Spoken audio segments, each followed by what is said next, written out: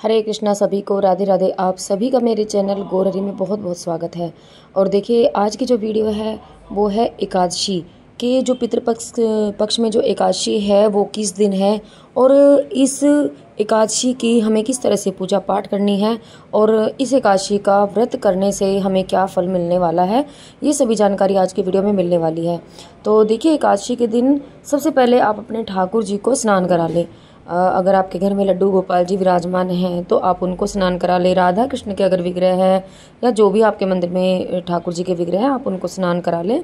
और अगर विग्रह नहीं है तो आप कोई चित्रपट, आप कोई फोटो भी ले सकते हैं श्री हरि विष्णु जी की या ठाकुर राधा कृष्ण की, किसी की भी आप फोटो ले सकते हैं। उनको आप मंदिर में विराजमान कर लें या आप ये पूजा चौकी पर भी कर सकते हैं। तो मैं अपने ठाकुर जी को स्नान करा रही हूँ, तो इसी तरह आपको स्नान कराना है। तो आप अपना जो ठाकुर जी को स्नान है जो पंचामृत से भी करा सकते हैं और या फिर इस तरह से कोई भी अभिषेक करा सकते हैं किसी भी चीज़ से। तो ये सब स्नान कराने के बाद आप अपने ठाकुर जी को इस तरह से मतलब इनका अंग पोषण कर लें, इनको अच्छी तरह से टॉवल से पोंछ लें। और अगर आपके मंदिर में सालग्राम जी की फ़ोटो है, सालग्राम जी हैं, तो आप उनको भी स्नान करा लें। तो देखिए सालग्राम जी की जो पूजा है वो वैसे तो औरतों को नहीं करनी चाहिए, क्योंकि सालग्राम जी ने तुलसा महारानी को वचन दिया है कि किसी भी स्त्री का स्पर्श वो नहीं करेंगे। तो इसीलिए ये माना जाता है कि सालग्राम जी की जो पूजा है वो स्त्री को, औरतों को नहीं करानी चाहिए। तो अगर आपके मतलब घर में जब आप पूजा कर रहे हैं उस समय आपके पति, आपके बच्चे, बेटा मतलब कोई भी जेंट्स, कोई भी पुरुष अगर घर में है तो वो अगर सालग्राम जी का स्नान करा रहे हैं तो बहुत ही अच्छी बात है, उनसे आप रोज़ स्नान करा सकते हैं। और अगर नहीं है तो आप सालग्राम जी को स्नान करा दें, लेकिन कराना नहीं चाहिए वैसे तो, और नहीं तो आप जल के छींटे भी दूर से दे सकते हैं। और उसके बाद देखिए इत्र लगाया है तो आप इत्र है अगर आपके पास तो इत्र सेवा कर दें ठाकुर जी की। आप इत्र से थोड़ी सी मसाज भी कर सकते हैं शरीर पर, या इस तरह से जब वस्त्र पे मैं लगा रही हूँ आप इस तरह से लगा सकते हैं। और देखिए जो पितृपक्ष में जो एकादशी आती है उसका नाम है इंदिरा एकादशी, और ये एकादशी अब की बार 17 तारीख को पड़ रही है। तो 17 तारीख को, 17 सितंबर को हमें ये एकादशी का व्रत करना है।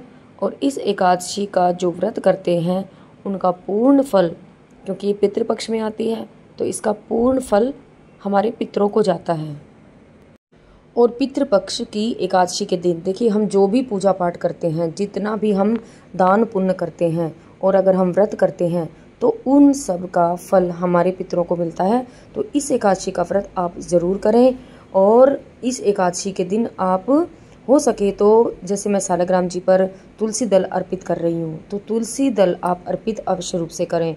11 तुलसी दल आप ले सकते हैं, 51, 108 जितनी भी आपकी मतलब आप ले सकते हैं। आपके घर में तुलसी का पौधा है तो देखिए अगर तुलसी का पौधा है, हरा भरा है तो ही आप लें। और अगर कोई एक आधे पत्ते होते हैं जैसे कम पत्ते वाले तो आप ना लें। अच्छे से अगर आपके घर में तुलसी का पौधा है तो आप चयन कर लें तुलसी के पौधे से, हाथ जोड़कर, और तुलसी दल तुलसा महारानी से लें और धोकर अपने सालग्राम जी पर अर्पित करें। और देखिए सालग्राम जी पर आज जनेऊ अवश्य अर्पित करें।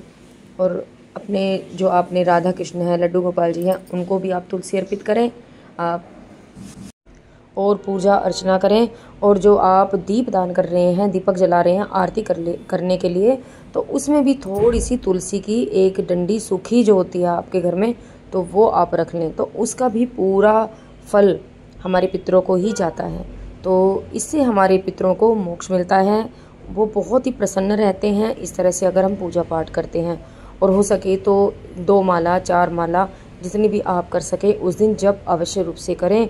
जो भी आपका मंत्र है, अगर गुरु मंत्र है तो आप उसकी कर लें, नहीं तो हरे कृष्ण महामंत्र की, हरे कृष्ण कृष्ण कृष्ण हरे हरे, हरे राम राम राम हरे हरे, इस मंत्र की आप हो सके तो 2 माला 4 माला जितना भी आपके समय उस हिसाब से आप माला अवश्य रूप से करें। एकादशी के दिन रात को जागरण किया जाता है और भजन कीर्तन किए जाते हैं।